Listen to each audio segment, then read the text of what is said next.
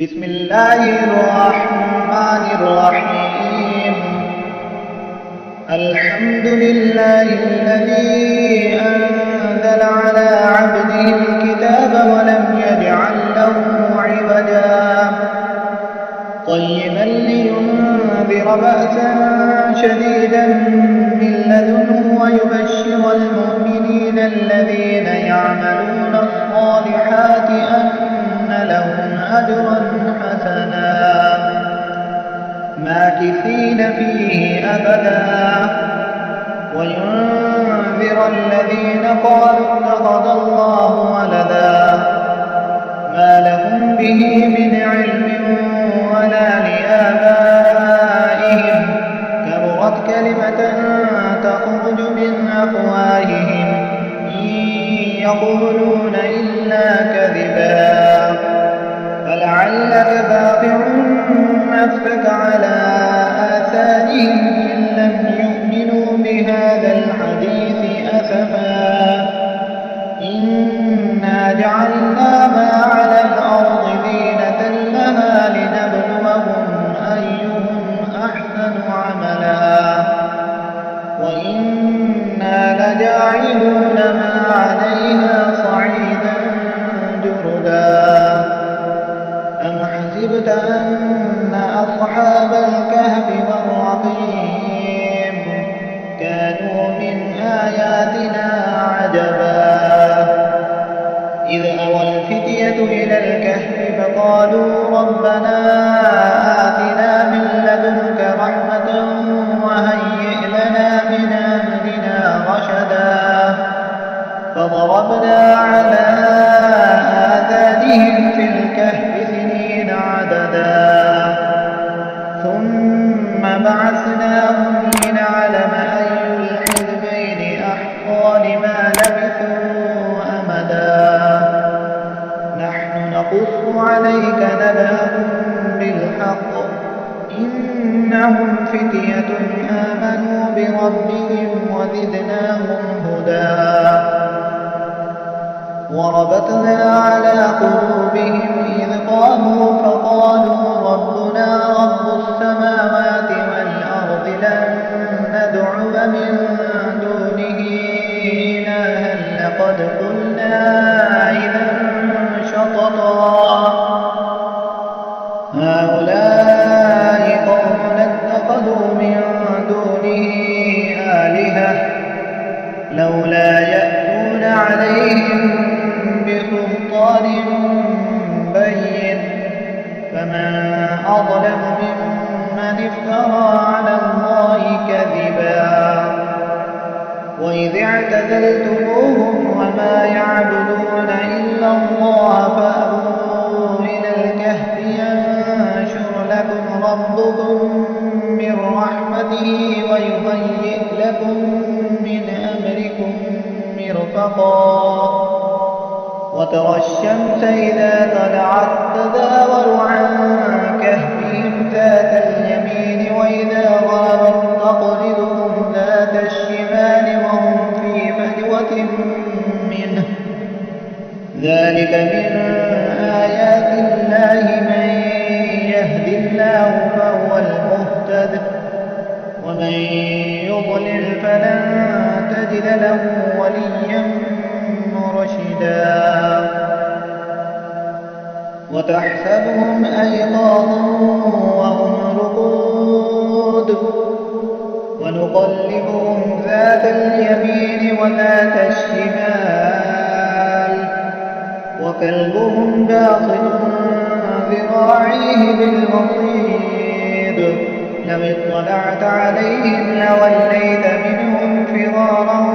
ولملئت منهم رعبا وكذلك بعثناهم ليتساءلوا بينهم قال قائل منهم كم لبثتم قالوا لبثنا يوما أو بعض يوم قالوا ربكم أعلم بما لبثتم فابعثوا أحدكم بورقكم هذه إلى المدينة فلينظر أيها أزكى طعاما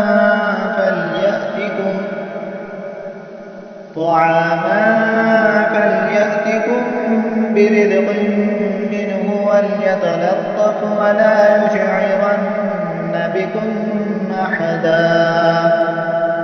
إنهم إن يظهروا عليكم يرجموكم أو يعيدوكم في ملتهم ولن تفلحوا إذا أبدا وكذلك أعثرنا عليهم ليعلموا أن وعد الله حق وأن الساعة لا ريب فيها إذ يتنازعون بينهم أمرهم فقالوا ابنوا عليهم بنيانا ربهم أعلم بهم قال الذين غلبوا على أمرهم لنتخذن عليهم مسجدا فيقولون ثلاثة رابعهم كلبهم ويقولون خمسة سادسهم قلبهم رجما بالغيب ويقولون سبعة وثامنهم كلبهم قل ربي أعلم بعدتهم ما يعلمهم إلا قليل فلا تمار فيهم إلا مراء ظاهرا ولا تستفت فيهم منهم أحدا فلا تقولن لشيء إني فاعل ذلك غدا إلا أن يشاء الله واذكر ربك إذا نسيت وقل عسى أن يهديني ربي لأقرب من هذا رشدا ولبثوا في كهفهم 300 سنين وازدادوا 9 قل الله أعلم بما لبثوا له غيب السماوات والأرض أبصر به وأسمع ما لهم من دونه من ولي ولا يشرك في حكمه أحدا واتل ما أوحي إليك من كتاب ربك لا مبدل لكلماته ولن تجد من دونه ملتحدا واصبر نفسك مع الذين يدعون ربهم بالغداة والعشي يريدون وجهه ولا تعد عيناك عنهم تريد زينة الحياة الدنيا ولا تطع من أغفلنا قلبه عن ذكرنا واتبع هواه وكان أمره فرطا وقل الحق من ربكم فمن شاء فليؤمن ومن شاء فليكفر إنا أعتدنا للظالمين نارا أحاط بهم سرادقها وإن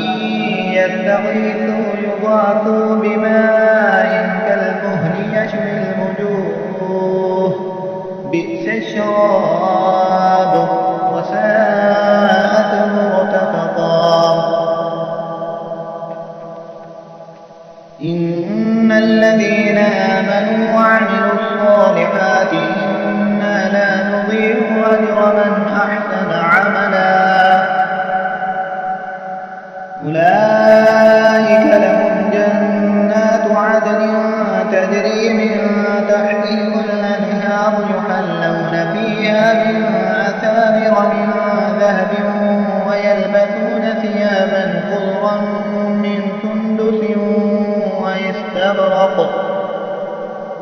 خضرا من سندس واستبرق متكئين فيها على الأرائك نعم الثواب وحسنت مرتفقا واضرب لهم مثلا رجلين جعلنا لأحدهما جنتين من أعناب وحفظناهما بنخل وجعلنا بينهما زرعا كلتا الجنتين فيها تترك لها ولم تظلم منه شيئا وفجرنا خلالهما نهرا وكان له ثمر فقال لصاحبه وهو يحاوره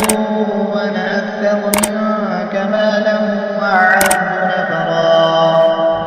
ودخل جنته وهو ظالم لنفسه قال ما أظن أن تبيد هذه أبدا وما أظن الساعة قائمة ولئن رددت إلى ربي لأجدن خيرا منها منقلبا قال له صاحبه وهو يحاوره أكفرت بالذي خلقك من تراب ثم من نطفة ثم سواك رجلا لكن هو الله ربي ولا أشرك بربي أحدا ولولا إذ دخلت جنتك قلت ما شاء الله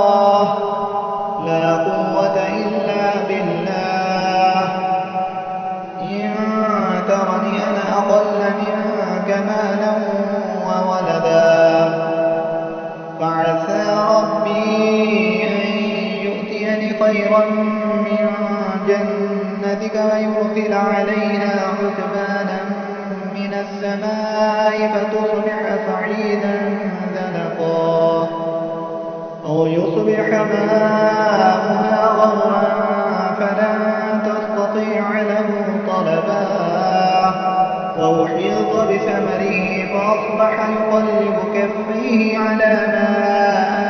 أنفق فيها وهي خاوية على عروشها ويقول يا ليتني لم أشرك بربي أحدا ولم تكن له فئة ينصرونه من دون الله وما كان منتصرا هنالك الولاية لله الحق هو خير ثوابا وخير عقبا واضرب لهم مثل الحياة الدنيا كماء أنزلناه من السماء فاختلط به نبات الأرض فأصبح هشيما تذروه الرياح وكان الله على كل شيء مقتدرا المال والبنون زينة الحياة الدنيا والباقيات الصالحات خير عند ربك ثوابا وخير أملا ويوم نسير الجبال وترى الأرض بارزة وحشرناهم فلم نغادر منهم أحدا فعرضوا على ربك صفا لقد جئتمونا كما خلقناكم أول مرة بل زعمتم أن لن نجعل لكم موعدا ووضع الكتاب فترى المجرمين مشفقين مما فيه ويقولون يا ويلتنا ما لهذا الكتاب لا يغادر صغيرة ولا كبيرة إلا أحصاها ووجدوا ما عملوا حاضرا ولا يظلم ربك أحدا وإذ قلنا للملائكة اسجدوا لآدم فسجدوا إلا إبليس كان من الجن ففسق عن أمر ربه أفتتخذونه وذريته أولياء من دوني وهم لكم عدو بئس للظالمين بدلا ما أشهدتهم خلق السماوات والأرض ولا خلق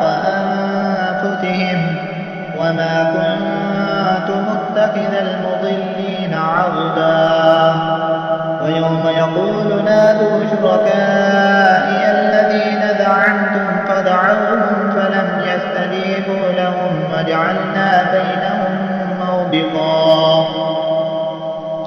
ورأى المجرمون النار فظنوا أنهم مواقعوها ولم يجدوا عنها مصرفا ولقد صرفنا في هذا القرآن للناس من كل مثل وكان الإنسان أكثر شيء جدلا وما منع الناس أن يؤمنوا إذ جاءهم الهدى ويستغفروا ربهم إلا أن تأتيهم سنة الأولين أو يأتيهم العذاب قبلا وما نرسل المرسلين إلا مبشرين ومنذرين ويجادل الذين كفروا بالباطل ليدحضوا به الحق واتخذوا آياتي وما أنذروا هزوا ومن أظلم ممن ذكر بآيات ربه فأعرض عنها ونسي ما قدمت يداه إنا جعلنا على قلوبهم أكنة أن يفقهوا وفي آذانهم وقرا وإن تدعوهم إلى الهدى فلن يهتدوا إذا أبدا وربك الغفور ذو الرحمة لو يؤاخذهم بما كسبوا لعجل لهم العذاب بل لهم موعد لن يجدوا من دونه موئلا وتلك القرى أهلكناهم لما ظلموا وجعلنا لمهلكهم موعدا وإذ قال موسى لفتاه لا أبرح حتى أبلغ مجمع البحرين أو أمضي حقبا فلما بلغا مجمع بينهما نسيا حوتهما فاتخذ سبيله في البحر سربا فلما جاوز قال لفتاه آتنا غداءنا لقد لقينا من سفرنا هذا نصبا قال أرأيت إذا وينا إلى الصخرة فإني نسيت الحوت وما أنسانيه إلا الشيطان أن أذكره واتخذ سبيله في البحر عجبا قال ذلك ما كنا نبغي فارتد على آثارهما قصصا فوجد عبدا من عبادنا آتيناه رحمة من عندنا وعلمناه من لدنا علما قال له موسى هل أتبعك على أن تعلمني مما علمت رشدا قال إنك لن تستطيع معي صبرا وكيف تصبر على ما لم تحط به خبرا قال ستجدني إن شاء الله صابرا ولا أعصي لك أمرا قال فإن اتبعتني فلا تسألني عن شيء حتى أحدث لك منه ذكرا فانطلقا حتى إذا ركبا في السفينة خرقها قال أخرقتها لتغرق أهلها لقد جئت شيئا إمرا قال ألم أقل إنك لن تستطيع معي صبرا قال لا تؤاخذني بما نسيت ولا ترهقني من أمري عسرا فانطلقا حتى إذا لقيا غلاما فقتله قال أقتلت نفسا ذكية بغير نفس لقد جئت شيئا نكرا قال ألم أقل لك إن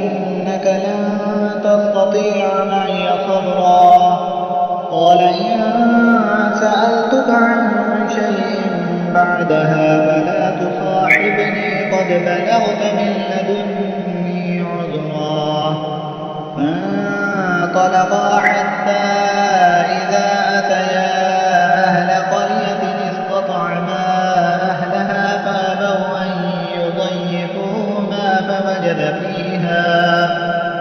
فوجد فيها جدارا يريد أن ينقض فأقامه قال لو شئت لاتخذت عليه أجرا قال هذا فراق بيني وبينك سأنبئك بتأويل ما لم تستطع عليه صبرا أما السفينة فكانت لمساكين يعملون في البحر فأردت أن أعيبها وكان وراءهم ملك يأخذ كل سفينة غصبا وأما الغلام فكان أبواه مؤمنين فخشينا أن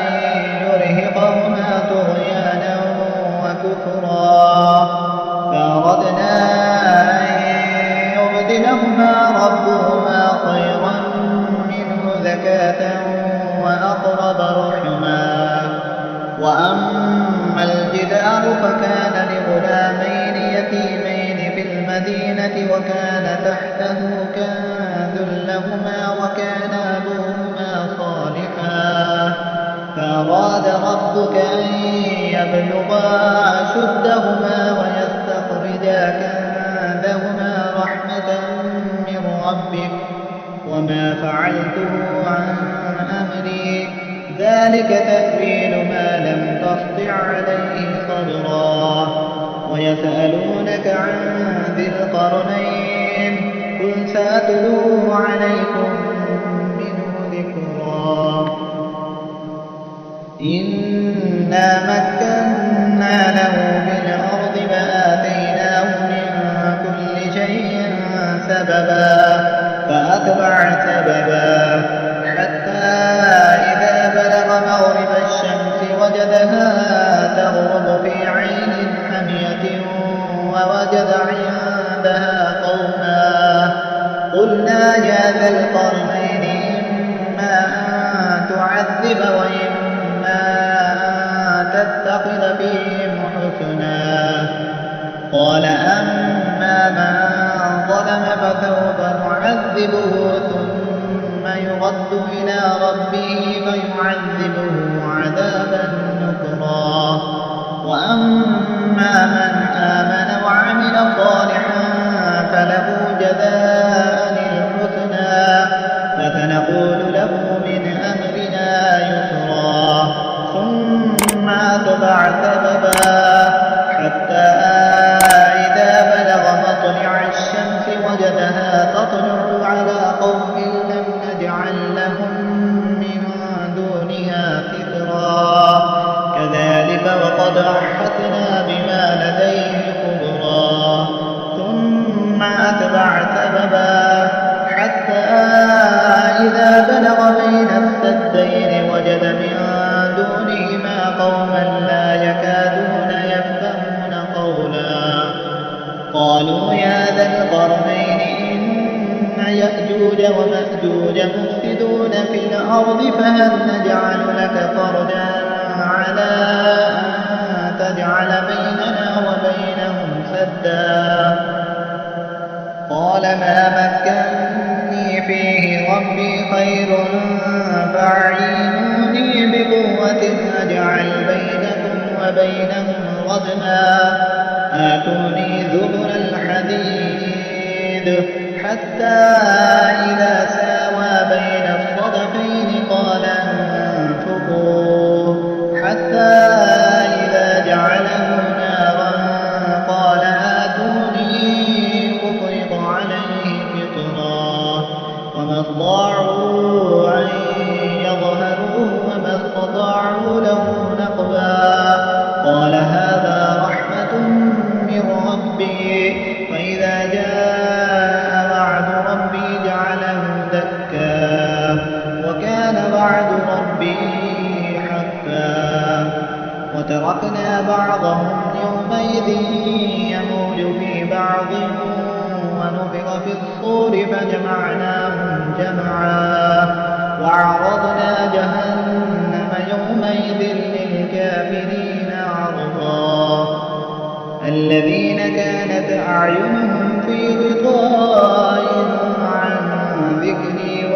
كفروا لا يستطيعون سمعا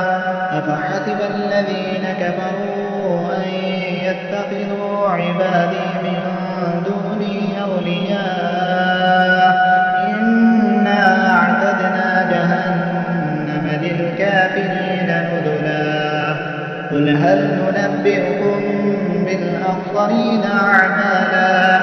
الذين ضل سعيهم في الحياة الدنيا وهم يحسبون أنهم يحسنون صنعا أولئك الذين كفروا بآيات ربهم ولقائه فحبطت أعمالهم فلا نقيم لهم يوم القيامة وزنا ذلك جزاؤهم جهنم بما كفروا واتخذوا آياتي ورسلي هزوا إن الذين آمنوا وعملوا الصالحات كانت لهم جنات الفردوس نزلا خالدين فيها لا يبغون عنها حولا